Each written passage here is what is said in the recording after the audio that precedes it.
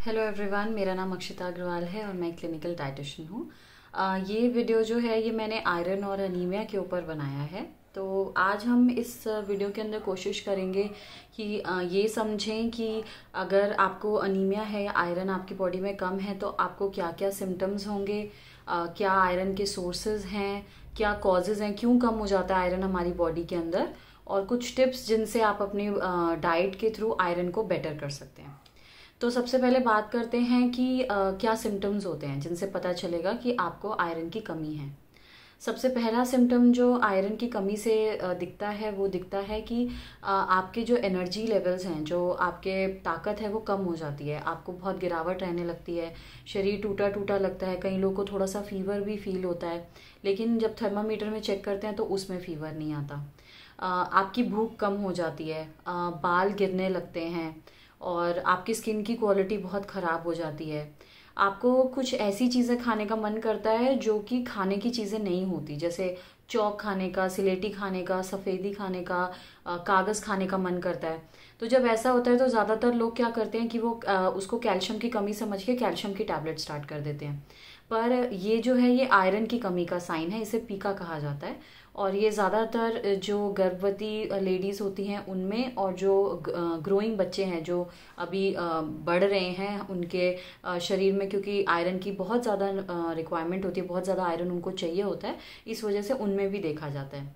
इसके अलावा आपका वज़न घट नहीं रहा, इसका भी कारण हो सकता है कि आपकी बॉडी में आयरन की कमी है। आपको पढ़ाई करते वक्त किसी भी चीज़ में कंसंट्रेट करने में दिक्कत आ रही है तो वो एक आयरन की कमी का एक साइन हो सकता है कि आयरन आपकी बॉडी में कम है। इसके अलावा कई लड़कियों के पीरियड्स नहीं आते रेगुलर आयरन की कमी के कारण। कई लोगों का ईएसआर बढ़ जाता है आयरन कम होने की वजह से। ये जो ईएसआर है ये आपके complete blood count CBC report जो होती है उसके अंदर आप अक्सर देखेंगे लिखा रहता है। तो इसके बढ़ जाने की वजह से शरीर में ना जगह जगह पेन होने लगता है, कभी कमर में दर्द होगा, कभी कहीं और शरीर में दर्द होगा। और जबकि आपका विटामिन डी भी पूरा है, कैल्शियम भी पूरा है, तभी भी ये जो दर्द है आपके शरीर में रहते हैं। तो आपको अपना आयरन चेक कराना चाहिए, हो सकता है आपका जो आयरन है वो कम है और उस वजह से आपको ये दिक्कतें आ रही हैं। तो ये कुछ सिम्टम्स हैं जो देखे जाते हैं। कॉन्स्टिपेशन यानी कब्ज भी हो जाती है जिन लोगों को मतलब आयरन की कमी होती है। तो ये कुछ कॉमन चीज़ें हैं जो होने लगती हैं जब आपका आयरन कम हो सकता है। तो अब क्या कारण है, क्यों आपकी बॉडी में आयरन कम हो जाता है? तो सबसे पहला कारण हो सकता है कि जो खाना आप खा रहे हैं उसमें आयरन या तो मौजूद नहीं है, या जिस सोर्स से आप आयरन ले रहे हैं वो ठीक सोर्स नहीं है आयरन का। तो इससे क्या कहना चाहती हूँ मैं, इसका क्या मतलब है? देखिए, आयरन दो तरीके का होता है। एक आयरन को हम कहते हैं हीम आयरन, एक आयरन को हम कहते हैं नॉन हीम आयरन। तो जो हीम आयरन होता है वो बॉडी अच्छे से पचा पाती है, यूज कर पाती है, और जो नॉन हीम आयरन होता है वो शरीर हमारा इस्तेमाल नहीं कर पाता, इतनी जल्दी इस्तेमाल नहीं कर पाता, उसे समय लग जाता है, तो कम इस्तेमाल हो पाता है वो। तो जितने भी सोर्सेज हैं खाने के जो कि पौधों से मिलते हैं उन सब के अंदर नॉन हीम आयरन रहता है, यानी वो आयरन जो क्वालिटी में कम है, जो शरीर कम इस्तेमाल कर पाता है। और जो भी हमारे जानवरों से मिलने वाले खाने हैं, जो जैसे मीट हुआ, मटन हुआ, इस तरह के जो फूड्स होते हैं उनमें जो आयरन होता है वो ज़्यादा अच्छी क्वालिटी का होता है, उसे हम लोग हीम आयरन बोल देते हैं। तो जब हमारे खाने के अंदर इस तरह का सोर्स रहता है कि हम इस तरह की डाइट ले रहे हैं जो आयरन में रिच नहीं है, तो इन लोगों में आयरन की कमी बहुत आम पाई जाएगी। दूसरा क्या है कि आप उनको इस तरह के चीज़ों के साथ ले रहे हैं, ऐसे पदार्थों के साथ ले रहे हैं जो कि आयरन को शरीर में मतलब एब्जॉर्ब नहीं होने देते, उसको शरीर में जाने नहीं देते, उसे रोक लेते हैं, वहाँ पे बाइंड कर लेते हैं। इनको हम इनहिबिटर्स कहते हैं, ठीक है। तो इनहिबिटर्स के क्या उदाहरण हैं? जैसे ऑक्जेलेट्स। ऑक्जेलेट्स आपके हरे पत्तेदार सब्जियों में पाए जाते हैं। फिर आपका एग्जाम्पल है टैनिन। टैनिन आपकी चाय में पाया जाता है। कैफीन आपके जो ग्रीन टी है उसमें पाया जाता है, कॉफ़ी में पाया जाता है। या फिर कैल्शियम।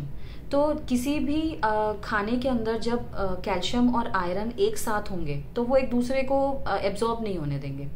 तो इसका बहुत अच्छा एग्जाम्पल क्या है, जैसे पालक पनीर खाते हैं हम, तो पालक के अंदर जो आयरन है और जो पनीर के अंदर कैल्शियम है वो एक दूसरे को एब्जॉर्ब नहीं होने देता। तो ये एक बहुत बेकार तरीका है कैल्शियम या आयरन के अगर पॉइंट ऑफ व्यू से हम बात करें। तो अगर आप पालक लेना चाहते हैं आयरन के सोर्स की तरह, तो पालक कॉर्न एक ज़्यादा बेहतर चॉइस है, पालक का पराठा एक ज़्यादा बेहतर चॉइस है। जबकि पालक पनीर में सारा का सारा जो पालक का आयरन है वो वेस्ट हो जाएगा। ऐसे ही कई लोग क्या करते हैं कि बादाम के साथ, अखरोट के साथ चाय पीते हैं, तो उसमें भी सेम प्रॉब्लम आती है। जो भी आयरन आपके बादाम और अखरोट के अंदर होता है वो आपके टैनिन जो चाय के अंदर होता है उसकी वजह से आपको नहीं मिल पाता। तो जब भी आप अपना खाना इनहिबिटर्स के साथ खा रहे हैं तो भी आपको सेम प्रॉब्लम आएगी। तीसरी चीज़ है कि आपने मतलब आप जो है बहुत ज़्यादा वर्जिश करते हैं, बहुत ज़्यादा एक्सरसाइज करते हैं, तो आपको बहुत पसीना आता है। कई लोगों को नेचुरली भी बहुत ज़्यादा पसीना आता है, तो पसीने के अंदर भी आयरन जो है वो लॉस होता है। तो जो भी लोग हैं जिनको बहुत ज़्यादा पसीने की टेंडेंसी है उनके अंदर भी आयरन जो है वो कम हो जाता है। नेक्स्ट है कि आपके पेट में कीड़े हैं, अगर पेट में कीड़े होंगे तो भी डाइट में से आयरन नहीं मिल पाएगा आपको। तो पेट में कीड़ों का क्या इलाज है? पेट के कीड़ों की दवाई आती है, उसे हर 6 महीने में बड़ों को और हर 3 महीने में बच्चों को खाना चाहिए। ये किसी भी केमिस्ट से आपको मिल जाएगी। इसमें कोई पेन नहीं होता, कोई लंबा प्रोसीजर नहीं है, सिर्फ आपको एक दवाई खानी है। आखिरी कारण क्या हो सकता है कि आपने जो मतलब जैसे हमने एब्जॉर्प्शन की बात करी, अगर आपका डाइजेशन खराब है, आपको बदहजमी रहती है, आपका पेट साफ नहीं होता या आपको एसिडिटी की दिक्कत रहती है, तो जो खाना आपने खाया है, जो थोड़ा बहुत आयरन उसमें मिलना भी है, वो भी आपके शरीर को मतलब एब्जॉर्ब करना मुश्किल हो जाता है। तो हम अब ऐसे कुछ चीज़ें डिस्कस कर लेते हैं जिनसे हम आयरन की मात्रा को बढ़ा सकते हैं। तो पहली टिप तो है कि जो विटामिन सी होता है, विटामिन सी को अगर आप अपने खाने के साथ लें, चाहे वो लंच है चाहे वो डिनर है, अगर आप रात के खाने के साथ, दिन के खाने के साथ, सुबह के खाने के साथ विटामिन सी को जोड़ लेते हैं तो उससे आप अपना आयरन और अच्छे से एब्जॉर्ब करा सकते हो। आयरन आपके शरीर में और ज़्यादा मात्रा के अंदर आ पाएगा। आमतौर पे 5% से भी कम आयरन जो है वो एक, अगर पौधों के सोर्स से हम ले रहे हैं आयरन तो वो एब्जॉर्ब हो पाता है, लेकिन अगर आप विटामिन सी के साथ ले देंगे तो उसे थोड़ा बढ़ाया जा सकता है। तो विटामिन सी के क्या सोर्सेज हैं, इस पे मैंने एक पूरा वीडियो करा है, प्लीज़ मेरे चैनल पे जाके विटामिन सी का वीडियो देखिए, उसमें आपको पूरे डिटेल्स मिल जाएंगे। नेक्स्ट आप क्या करते हैं कि जो इनहिबिटर्स ले रहे हैं उन्हें आपको नहीं लेना। जैसे मैंने अभी समझाया कि आपने अगर पालक पनीर एक साथ लिया तो वो आपको नहीं दे पाएगा आयरन, या आपने नट्स को चाय के साथ ले लिया। ऐसे ही खाने के साथ जो लोग चाय पीते हैं, कॉफ़ी पीते हैं, उनका भी जो डाइट का आयरन है वो एब्जॉर्ब नहीं हो पाता। तो टिप यहाँ पे क्या है कि आप जब भी खाना खा रहे हैं तो उससे 1 घंटे का अंतर रखिए। तो मान लीजिए कि आप 2 बजे खाना खा रहे हैं तो आप 1 से 3 बजे के बीच में चाय नहीं लेंगे, कॉफ़ी नहीं लेंगे, उससे पहले या उसके बाद लेंगे। चाय के साथ कोशिश करें कि जितने भी नट्स हैं, जो भी आपके ड्राई फ्रूट्स हैं वो ना खाएं। चाय के साथ जो सीड्स आजकल लोग लेते हैं, जैसे अलसी के बीज हुए या चिया सीड्स हुए, उनको ना खाएं। उनका कोई भी जो वो है आयरन कंटेंट आपको नहीं मिल पाएगा। अब आ जाते हैं सप्लीमेंटेशन पे। कई लोग क्या करते हैं, जैसे उन्होंने लंच खाया, उसमें उन्होंने कोई आयरन रिच चीज़ खाई और थोड़ी देर बाद उन्होंने अपने कैल्शियम की गोली ले ली, तो ये जो कैल्शियम है ये भी उस आयरन को एब्जॉर्ब नहीं होने देगा।